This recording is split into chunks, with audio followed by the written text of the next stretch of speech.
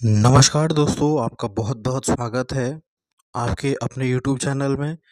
तो ये जो है आपका उत्तराखंड प्रवक्ता भर्ती स्क्रीनिंग के लिए आपका जितना भी सिलेबस है वो कवर हो रहा है और उसी कड़ी में आपका जो ये टॉपिक है यूनिवर्सिटी ग्रांट कमीशन, जिसे हम यूजीसी के नाम से जानते हैं, विश्वविद्यालय अनुदान आयोग जो है उसके हम देखेंगे आज महत्वपूर्ण प्रश्न। और इस लेक्चर से आपका जो है जितना भी आपके महत्वपूर्ण प्रश्न बन सकते हैं वो कवर हो जाएंगे। तो आपसे रिक्वेस्ट है कि चैनल को सब्सक्राइब करें और ज़्यादा से ज़्यादा अपने दोस्तों के साथ शेयर करें। तो चलिए सबसे पहला प्रश्न देखते हैं अब हम। सबसे पहले विश्वविद्यालय अनुदान आयोग की सिफारिश किस आयोग ने की थी? ठीक है, आपसे पूछा गया है। प्रश्न ये है कि सबसे पहले जो है आपका विश्वविद्यालय अनुदान आयोग की सिफारिश किस आयोग ने की थी? कोठारी आयोग, हंटर आयोग, राधाकृष्णन आयोग या फिर मुदालियार आयोग? तो इसका सही आंसर हो जाएगा आपका राधाकृष्णन आयोग जो था आपका 1948 में। इसने आपका सिफारिश की थी कि जो आपका यूजीसी की सिफारिश की थी इसने। ठीक है, विश्वविद्यालय अनुदान आयोग की स्थापना कब की गई थी? 28 दिसंबर 1952 में, 53 में, 54 में या फिर 55 में? ठीक है, आपसे पूछा गया है कि यूजीसी जो है विश्वविद्यालय की जो स्थापना कब हुई थी? तो ये आपका 1953 इसका सही आंसर हो जाएगा। यानी दूसरा इसका सही आंसर हो जाएगा आपका 28 दिसंबर 1953 को इसकी स्थापना हुई थी। विश्वविद्यालय अनुदान आयोग के पहले अध्यक्ष कौन थे? सर्वपल्ली राधाकृष्णन, मौलाना अबुल कलाम, कोठार यहाँ पे हो जाएगा ये थोड़ा यहाँ पे हो जाएगा, दौलत सिंह कोठारी, लक्ष्मण स्वामी मुदालियर। तो इसका सही आंसर हो जाएगा जो विश्वविद्यालय अनुदान आयोग के पहले अध्यक्ष थे वह थे आपके सर्वपल्ली राधाकृष्णन। ठीक है, और उस समय हमारे जो है अगर पूछा जाएगा कि यूजीसी का जो है स्वरूप किसने प्रस्तुत किया, तो ये थे आपके मौलाना अबुल कलाम आज़ाद ने। ठीक है, ये भी आपको ध्यान में रखना है। मौलाना अबुल कलाम आज़ाद जी जो थे आपके सबसे पहले जो है आपके एजुकेशन मिनिस्टर भी थे। सबसे पहले आपसे पूछा जाएगा कि अगर कौन आपका सबसे पहला एजुकेशन मिनिस्टर है, तो वह थे आपके मौलाना अबुल कलाम आज़ाद जी। और स्वरूप जो इन्होंने यूजीसी का जो अगर पूछा जाएगा कि स्वरूप किसने प्रस्तुत किया, तो वह थे आपके जो है मौलाना अबुल कलाम आज़ाद। ठीक है, अगला प्रश्न देखते हैं हम। विश्वविद्यालय अनुदान आयोग की स्थापना किसने की? ठीक है, फिर प्रश्न आ गया कि इसकी स्थापना किसने करी? लाल बहादुर शास्त्री, सर्वपल्ली राधाकृष्णन, मौलाना अबुल कलाम आज़ाद या फिर उपरोक्त में से कोई नहीं? तो मैंने आपको बताया कि इसकी जो है स्थापना करी आपकी मौलाना अबुल कलाम आज़ाद जी ने। तो तीसरा इसका सही आंसर हो जाएगा। विश्वविद्यालय अनुदान आयोग के कुल कितने सदस्य थे? अब आपसे पूछा गया है सदस्यों की संख्या कि इस आयोग में जो है कितने सदस्य हैं, ये आपसे पूछा गया है। तो इसका सही आंसर हो जाएगा टोटल इसके जो है 10 सदस्य हैं होते हैं। ठीक है, अगला देखते हैं। विश्वविद्यालय अनुदान आयोग एक स्वायत्त संस्था के रूप में कब बनाया गया? महत्वपूर्ण प्रश्न है कि यह जो है एक स्वायत्त संस्था के रूप में कब सामने आया? 1953 में, 1954 में, 1955 में या फिर 1956 में? तो इसका सही आंसर हो जाएगा यह एक स्वायत्त संस्था के रूप में 1956 में आपका बनाया गया था। नवंबर 1956 में ये आपका एक स्वायत्त संस्था के रूप में आपका सामने आया था। विश्वविद्यालय अनुदान आयोग का मुख्यालय कहाँ स्थित है? बेंगलोर, हैदराबाद, कोलकाता?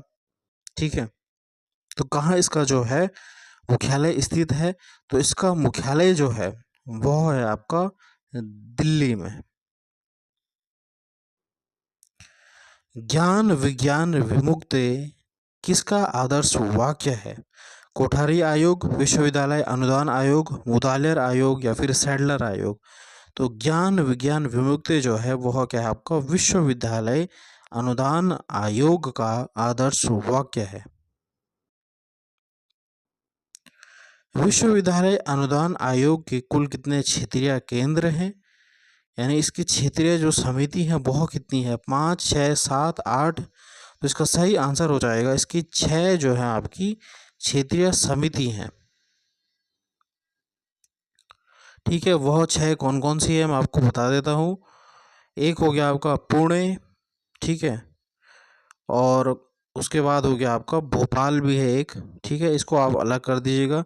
एक हो गया पुणे, एक हो गया भोपाल, एक हो गया कोलकाता, एक हो गया हैदराबाद, एक हो गया गुवाहाटी, एक हो गया बेंगलोर। ठीक है, पुणे, कोलकाता, हैदराबाद, गुवाहाटी, यहाँ पे लिख देता हूँ मैं से। छठवें पे आ गया है आपका भोपाल। ठीक है, आपको याद रखना है पुणे, कोलकाता, हैदराबाद, गुवाहाटी, बेंगलोर और भोपाल जो है इसके जो हैं क्षेत्रीय समिति हैं 6। विश्वविद्यालय अनुदान आयोग के अध्यक्ष का कार्यकाल कितने वर्ष का होता है?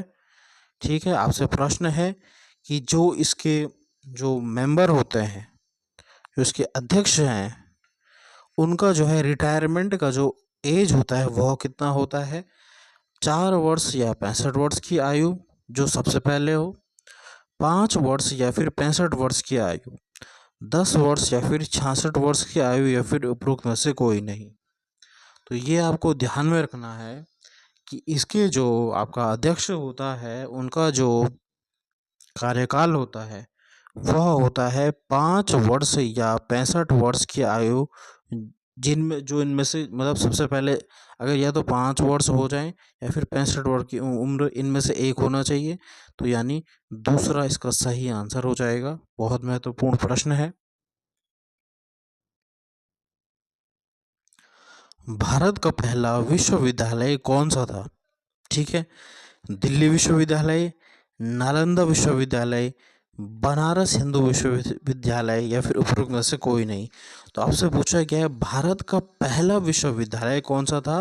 तो ये था आपका नालंदा विश्वविद्यालय। ठीक है, जहाँ आपका जो बख्तियार खिलजी है उसने जो आपकी ये पुस्तकालय पूरा इस विश्वविद्यालय में आग लगा दी थी, तो वही आपकी भारत की सबसे पहली जो है विश्वविद्यालय था, आपका नालंदा विश्वविद्यालय। ठीक है,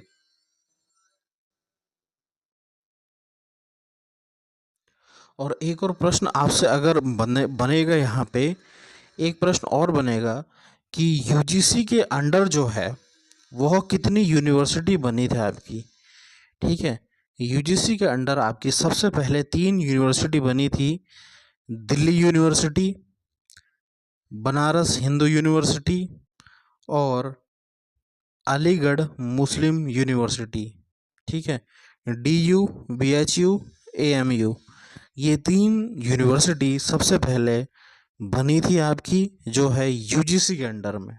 ठीक है, वर्तमान में यूजीसी के अध्यक्ष कौन हैं? प्रोफेसर M जगदीश कुमार, ठीक है, पंकज अरोरा, निधि पांडे या फिर विनायक गर्ग? तो इसका सही आंसर हो जाएगा आपका जो है निधि पांडे आपकी KVS की है,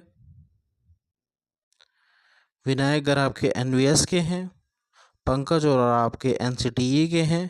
तो ये हो जाएगा आपका प्रोफेसर M जगदीश कुमार आपके जो है इसके वर्तमान यूजीसी के क्या है अध्यक्ष हैं। तो स्टूडेंट्स ये आपके रहे कुछ महत्वपूर्ण प्रश्न। तो कैसी लगी आपको क्लास ज़रूर कमेंट करें, लाइक करें, शेयर करें और सब्सक्राइब करें चैनल को। इन वीडियो को बनाने में बहुत मेहनत लगती है। तो आपसे रिक्वेस्ट है कि ज़्यादा से ज़्यादा अपने दोस्तों के साथ शेयर करें। ऐसा ही कंटेंट आपको देखने को मिलेगा। धन्यवाद। जय हिंद।